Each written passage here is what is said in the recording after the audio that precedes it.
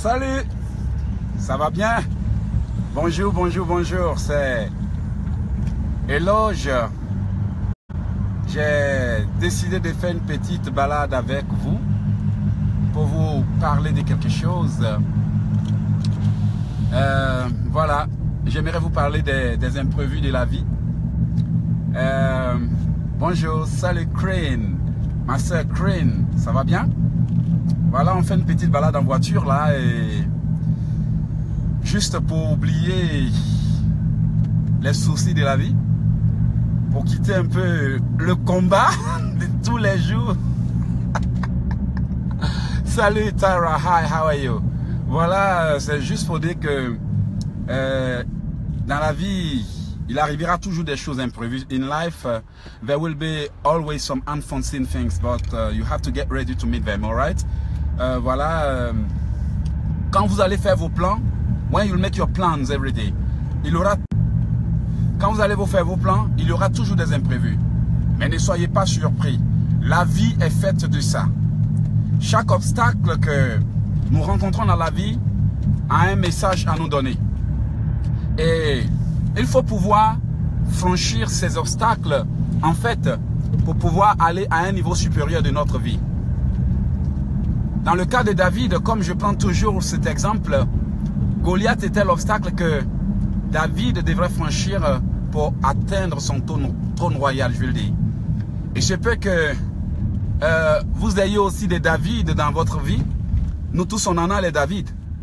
Mais si vous n'avez pas un David qui va vous aider à affronter votre Goliath, chaque Goliath qui se représente, je veux dire qui se présente devant vous, devient l'obstacle à franchir, c'est-à-dire que vous-même vous devez combattre pour atteindre votre but. J'aimerais donc vous dire que peu importe les situations, que ce soit des montagnes, que ce soit des murs de Jéricho que vous êtes en train de traverser, ne vous laissez jamais intimider par ces situations. Parfois, lorsque l'obstacle se présente, il fait peur. Mais quand vous prenez le temps d'analyser, vous comprenez que derrière l'obstacle, il y a un message. Lorsque Goliath se présentait aux enfants d'Israël, il faisait vraiment peur parce qu'il paraît que c'était un gars de 3 mètres là. Même moi-même là, même moi-même qui suis toujours en train d'envoyer le feu là, je pense que si je suis face à un Goliath, je vais d'abord réfléchir avant de prendre la décision, n'est-ce pas? Voilà, ce qui est sûr, peu importe l'état des choses, c'est bien, salut grand frère, de prendre le temps de réfléchir, mais tôt ou tard, il faut décider de mener sa bataille. Voilà, j'ai juste voulu profiter de ce petit moment avec vous, parce que je me suis dit qu'on a prié hier, mais écoute, on va pas rester là seulement prier, il faut aussi rigoler un peu, il faut passer du temps ensemble, et puis bon, il faut échanger. Voilà, salut grand frère, voici encore un samedi. Chaque jour on est là, on attend le samedi, quand on va au travail, on attend le samedi, on attend le samedi. Mais que ce samedi soit un nouveau départ pour tout le monde, ok? J'aimerais que, par cette petite communication, j'aimerais qu'on comprenne que, écoutez là, quand on marche dans la vie, il y a des moments d'arrêt. Et chaque arrêt vient pour nous aider à nous réorienter. Je ne vais pas durer avec vous puisque vous avez certainement des choses à faire. J'aimerais juste profiter de cette petite balade en voiture pour vous dire quelque chose. Peu importe la situation qui se dresse devant vous, ne vous laissez jamais intimider. Vous voyez, qu'est-ce que le feu rouge me dit? C'est un moment d'arrêt pour un nouveau départ. Vous voyez? C'est un moment d'arrêt pour un nouveau départ. Et lorsque je m'arrête à ce feu et que je reprends, non seulement la voiture souffle et la voiture reprend ses forces et je pars et je peux arriver loin. La fois passée, j'étais allé faire une conférence et je suis allé en voiture. Il m'a fallu conduire 7 heures de temps. Et quand on est arrivé à Kingston, nous avons fait une pause d'au moins 1 heure pour nous ressourcer. Vous voyez, dans la vie, il arrivera des moments qui viendront pour vous permettre de vous ressourcer. Il arrivera des moments d'arrêt, des moments de changement, des virages pour vous permettre de vous ressourcer. Oui, parce que il arrive des moments où quand on est en train de progresser dans la vie, on ne se rend plus compte que dans notre progression, il y a ce qu'on appelle la routine qui s'installe dans notre progression. Il y a des mauvaises habitudes qui s'introduisent dans notre progression. Parce que souvent, c'est quand il y a l'adversité que l'on se rend compte de toutes ses capacités et de tous ses défauts. Vous voyez? C'est quand il y a une réelle adversité que l'on se rend compte de toutes ses faiblesses, de ses forces et de ses défauts. Donc parfois, il y a des situations qui nous mettent face à la réalité. Il y a quelqu'un qui m'a donné un bon conseil. Et ce conseil, j'aimerais partager ce conseil avec vous. Cette personne a déclaré que les circonstances ne font pas un homme, mais les circonstances révèlent l'homme. Donc, laissez-moi vous dire, les circonstances ne font pas l'homme, mais les circonstances révèlent la vraie nature de l'homme. Qu'est-ce que ça veut dire? Votre réaction, chaque fois que vous êtes face à une difficulté, c'est ce qui détermine votre vraie personnalité. Votre réaction face à l'adversité, c'est ce qui détermine votre vraie personnalité. Qui vous êtes, comment vous êtes, vos forces, vos faiblesses ne se démontreront que lorsque un jour une grande douleur vient frapper à votre porte. Je vais juste vous dire que chaque obstacle révèle qui vous êtes. Chaque difficulté révèle qui vous êtes. Chaque circonstance de la vie révèle qui vous êtes. Aujourd'hui, que vous soyez malade, que vous soyez fauché, que vous soyez pauvre, que vous soyez endetté, que vous soyez emmerdé, que vous soyez perturbé, votre réaction déterminera toujours qui vous êtes. Oui, oui. Quand Israël avait fait face à Goliath, eux tous ils ont fui. Leur réaction a démontré que c'était des peureux. Mais lorsque David est venu, il a plutôt foncé vers le défi. C'est ce qui a révélé la vraie nature du guerrier qui était en David. Aujourd'hui, peu importe nos obstacles, laissez-moi vous dire, il y aura des moments d'arrêt dans votre vie. Si vous croyez progresser sans difficulté, excusez-moi, enlevez ça vous de la tête enlevez-vous ça de la tête parce que ça n'arrivera jamais. Vous ne pouvez pas prendre un moment, je veux dire une voie et puis aller tout droit où vous voulez sans espérer vous arrêter un jour. Tôt ou tard, vous devez vous arrêter pour faire le bilan. Vous devez vous arrêter pour faire des changements. Vous devez vous arrêter pour recadrer vos affaires. Vous devez vous arrêter pour vous débarrasser des vieilles feuilles. Vous devez vous arrêter pour recalculer pour partir. La douleur peut frapper à la porte d'une personne. Mais n'oubliez pas que la douleur révèle la vraie personnalité de cette personne. Donc, notre réaction face à l'adversité détermine notre niveau de foi. Fidèle, Rose Tano, qui vous êtes, qui que vous soyez en train de me regarder. Je ne vais pas juste me balader en voiture pour vous montrer que j'ai une voiture. Tout le monde a des voitures et puis il y a des gens qui ont des voitures mieux que la mienne. Mais j'ai eu à cœur de partager un message avec vous. Il arrive des situations qui nous frappent, des difficultés qui nous frappent et qui nous volent la chance de progresser. Face à ces difficultés, beaucoup ont abandonné leurs rêves. Face à ces petits problèmes, beaucoup ont abandonné. Face à ces petits ennuis, beaucoup ont renoncé parce qu'ils ont oublié que l'adversité ne se lève que quand le miracle est prêt. L'adversité ne se lève que quand David est sur le point de devenir roi. Oui, la douleur est là. Oui, les obstacles sont là. J'entends les enfants de Dieu qui m'appellent de tous les pays du monde. Il n'y a pas un seul qui m'appelle pour dire que tout va bien. D'abord, tout va mal et c'est après que les témoignages viennent. Mais imaginez toutes ces personnes qui m'ont appelé pour dire « Eloge, ça ne va pas ». Si on ne priait pas, ça n'allait jamais aller.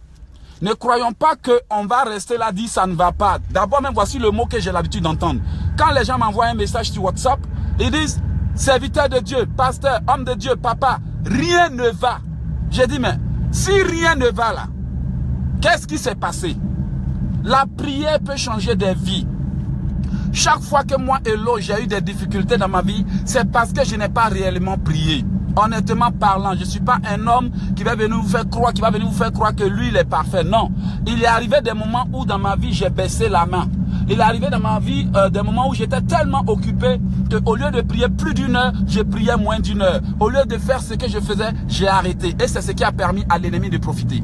La Bible déclare que Goliath, je vais dire le lion, excusez-moi, Goliath, il est trop dans ma bouche qui dégage ce Goliath-là.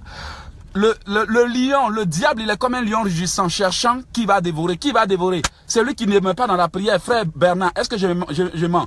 Quand on prie, la Bible déclare que celui qui demeure sous l'abri du Très-Haut repose à l'ombre du Tout-Puissant. Donc quand on prie, on repose à l'ombre du Tout-Puissant et le diable ne peut rien contre nous. Mais quand on baisse la main, les anges ne sont pas là pour nous protéger, la protection de Dieu, le feu n'est pas là, le diable rentre. Donc aujourd'hui, c'est vrai, on a laissé le diable rentrer dans notre vie. On doit savoir où est la porte, quelle porte on a ouverte. Parce que si on n'ouvre pas de porte, le diable ne peut rien. Vous savez tout comme moi que si on n'ouvre pas de porte, le diable ne peut rien. Quoi qu'il arrive, je me mets en cause et je vois que c'est ma faute. Même si d'autres personnes ont profité pour déconner, c'est ma faute. Excusez-moi là, on va pas se jeter les blâmes. Quoi qu'il arrive, c'est d'abord notre faute. À partir du moment que nous cessons de chercher les coupables, à partir du moment que nous reconnaissons nos faiblesses, à partir du moment que nous disons Seigneur, je me mets en cause. Même si j'ai été escroqué, tu m'avais donné une sagesse pour réfléchir. Même si j'ai été abusé, tu m'avais donné une sagesse pour réfléchir. Souvent, on voit le danger venir, on le néglige. Et quand il frappe à notre porte, on est étonné pourquoi on est venu nous voler. Je vais juste vous dire que dans votre vie, il y aura des moments d'arrêt. Il y aura des moments de questionnement. J'avais écrit une chanson en 2006-5 que j'appelais Question Time. C'est une chanson que j'ai écrite pour vraiment, c'était en fait dire aux gens, il y a des moments où il faut réfléchir. Il y a des moments où il faut recalculer. Vous voyez, on a tendance à jeter le blâme sur les gens. Mais avant que les gens ne déconnent, quelle porte toi-même tu as ouvert? Oui, les sorciers nous poursuivent. Les sorciers nous font la guerre. Les sorciers nous emmerdent. Les sorciers les marient de nuit. Excuse-moi, est-ce que tu penses que nous-mêmes là, on n'est pas coupable de quelque chose? Dis-moi la vérité, mon frère.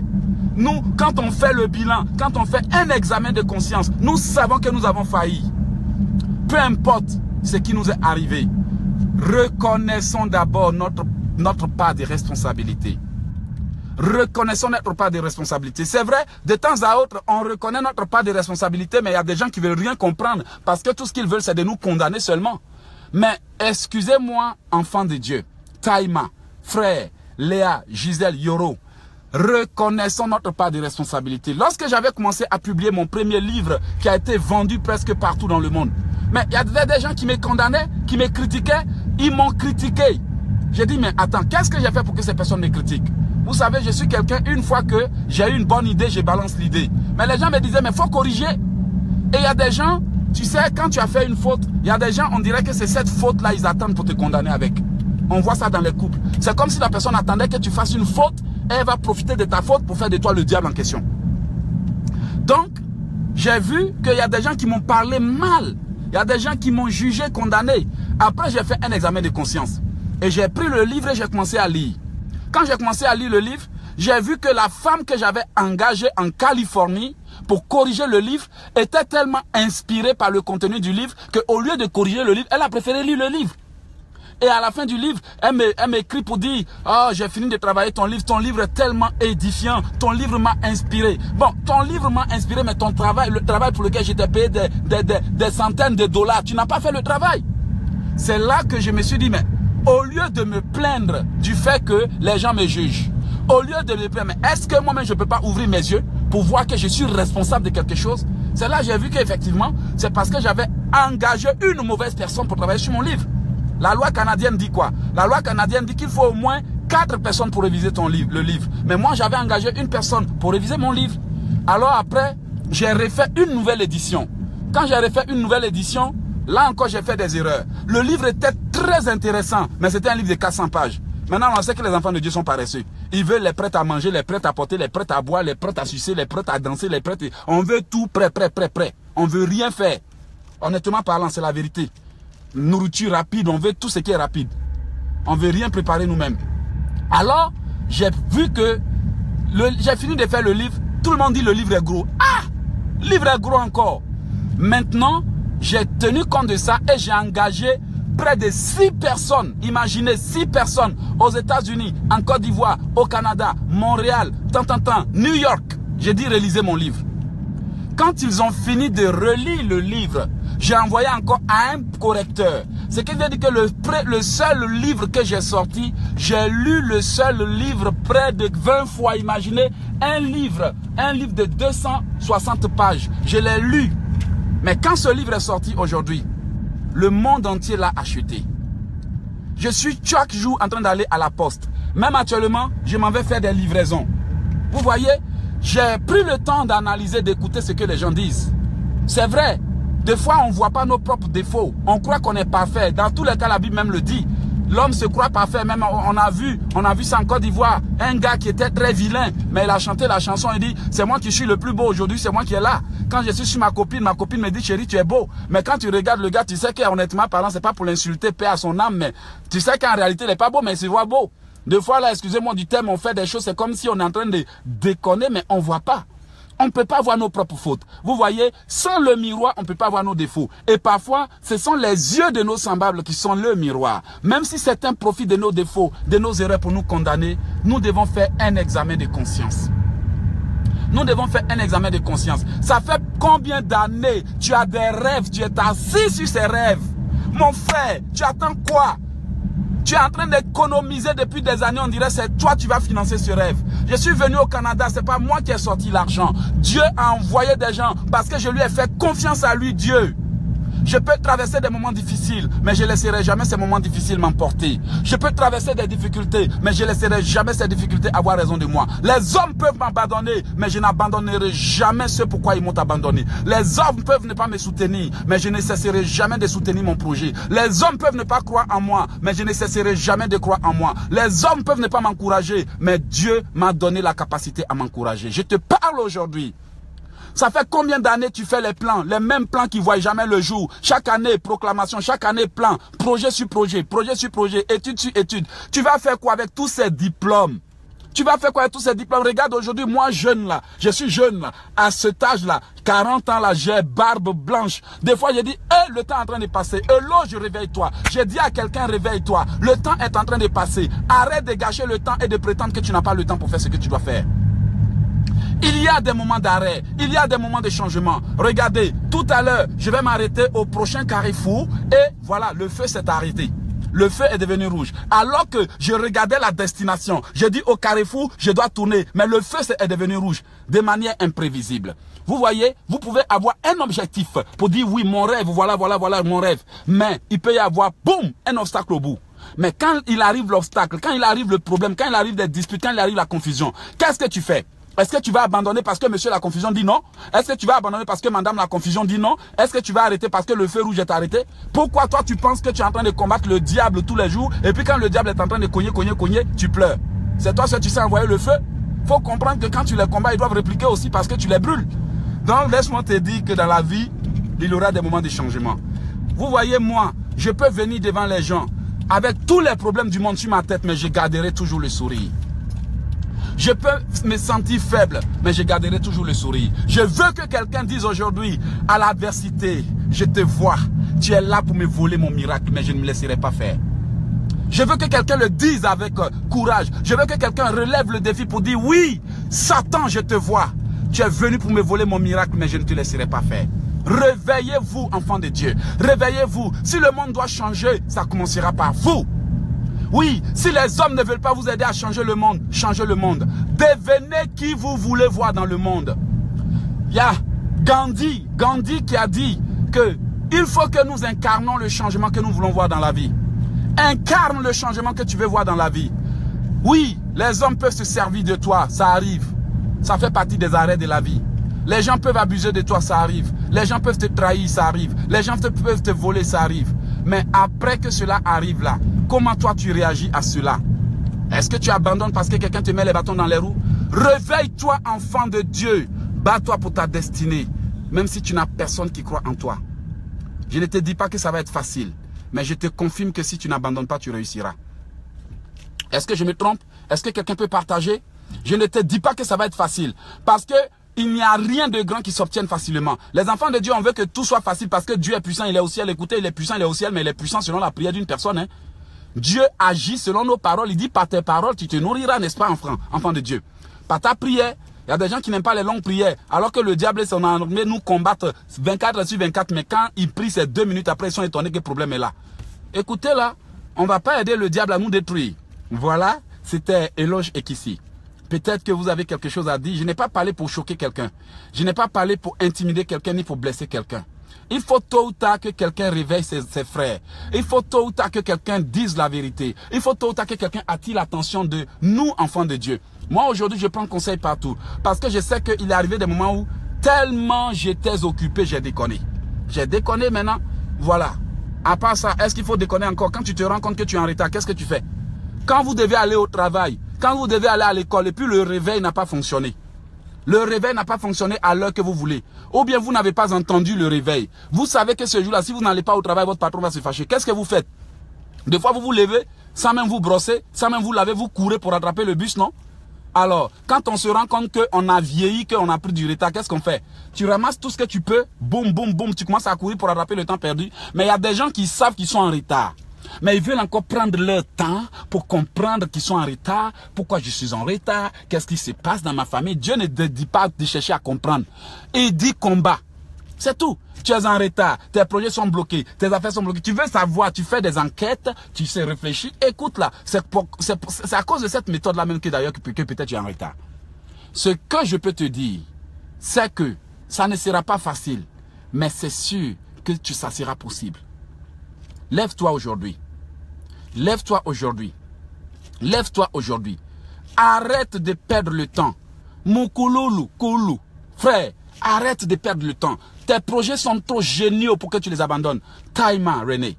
Je parle à mes frères de la Martinique. Je parle à mes amis, mes frères de la France. Je parle à ceux de Montréal. Je parle à ceux de l'Australie. Je parle à ceux de l'Égypte. Je parle à ceux de l'Arabie Saoudite. Je vous parle à vous de l'Europe, de l'Afrique qui me suivez. Vous qui m'écoutez. C'est pas parce que je suis mieux, mais c'est parce que peut-être que vous savez que quelque part, cet homme-là a un message pour vous. Ne vous amusez pas avec la vie, sinon la vie s'amusera avec vous. On peut jouer avec ces opportunités, mais quand les conséquences sont là, c'est très amer. Aujourd'hui, je veux que quelqu'un dise à partir de lundi, c'est fini avec les négligences. C'est fini avec les amusements. Écoute là, toi-même là, tu sais qu'on te poursuit chaque nuit en rêve. Tu attends quoi? Rentre en jeune, tu sais qu'on est en train de te voler ce que tu as de plus cher au monde. Rentre en jeune, bats-toi, bats-toi, bats-toi, bats-toi pour ta vie. Même si toi-même ta vie là, ça te dit rien, au moins bats-toi pour ce que tu aimes. Bats-toi pour ce que tu aimes. Bats-toi pour ceux qui comptent pour toi. Si peut-être que pour toi, ça ne te dit rien, bats-toi pour ta génération. Si tu penses que ta génération ne te dit rien, bats-toi pour ta famille, pour tes parents qui ont souffert, qui ont galéré pour te mettre à l'école. Ils ont souffert, galéré pour te mettre à l'école. Tu ne vas pas devenir encore une charge pour eux. Bats-toi. Au moins, bats-toi pour quelque chose. Bats-toi pour quelque chose. Mieux vaut se battre pour quelque chose que de vivre pour rien.